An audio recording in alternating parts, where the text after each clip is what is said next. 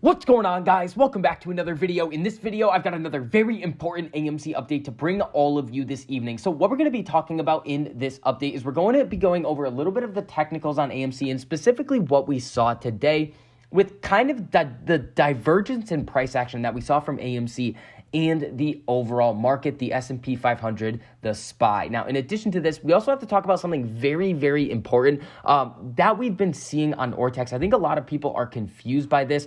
A lot of people are operating under the assumption that the shorts right now are somehow covering as the price was coming from 34 all the way down to where we are at 1564 right now.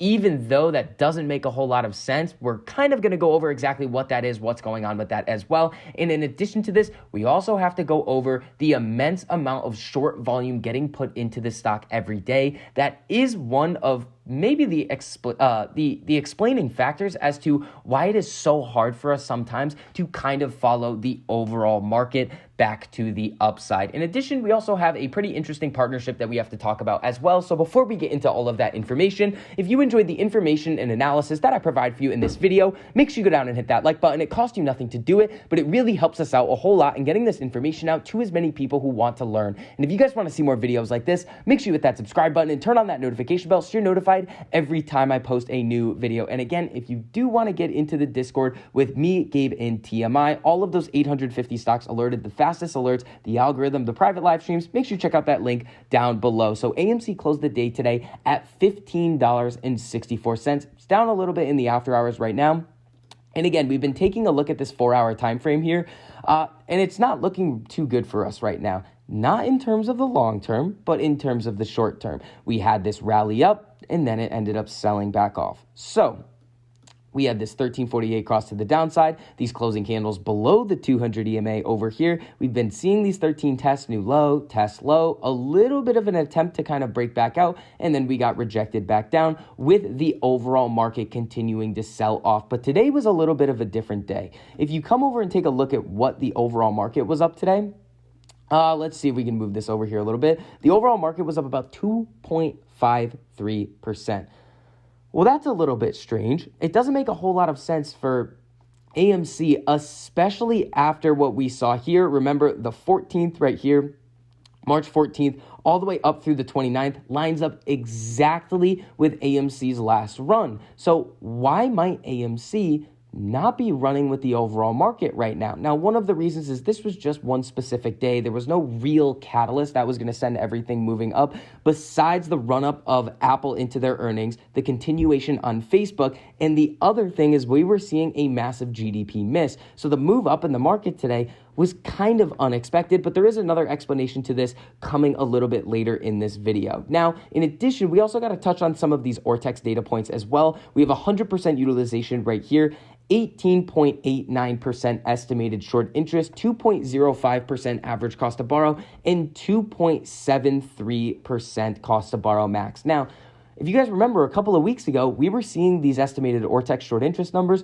all the way up at 21.5%. Now, what ended up happening? Is it possible that some of the shorts, maybe some of those technical shorts that were trading short term, trying to catch a price movement down, did they potentially get out of their position? It's possible, but the most logical explanation to what we have here is we see this many times, and I think everybody kind of needs to make sure that you're paying attention to a lot of the different points that are being made by any different creator other than myself, is that right here we had the exchange reported short interest data come out. The release date, April 26th, the short interest as a percentage of the free float was 19.35%. So what was Ortex estimating on April 14th right here? Now, when we take a look at April 14th, 21.08% was their estimated short interest. That's a pretty big overestimation. And this is not necessarily Ortex's fault. It's very hard to get these estimates in terms of what the short interest actually is and what it most likely is out there in the market at the current time.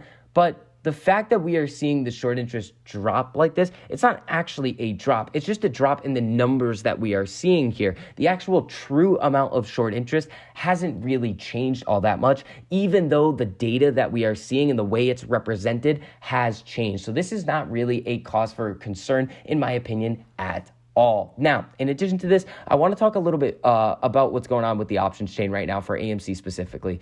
So when we scroll down here a little bit, and we take a look at the amount of calls that are out of the money on AMC right now, 116,000, when we've been talking about many times that it makes zero sense to be buying and holding AMC calls right now on the hope that it's going to skyrocket solely based on the technicals. Every single week, we are still seeing a crazy amount of calls on the options chain. Now, specifically for this week too, we have 68,000 put contracts in the money. That is a very significant amount. And the fact that we're trading so far below max pain, it's going to be very hard for these market makers to balance out the amount of options spread across the chain in terms of essentially the delta risk that they have. So they're going to have to go out in the open market and short shares in order to hedge the puts that they are selling. But in addition to this, we are looking at some crazy high short volume every single day. Now, right here, short percentage, 57.4%, 66.7%, 61%, 65.6%. That is a very high amount of short volume percentage on any given day. Now, this would kind of feed into what we've kind of been looking at in terms of how hard it is for AMC to really start to get going on any given day.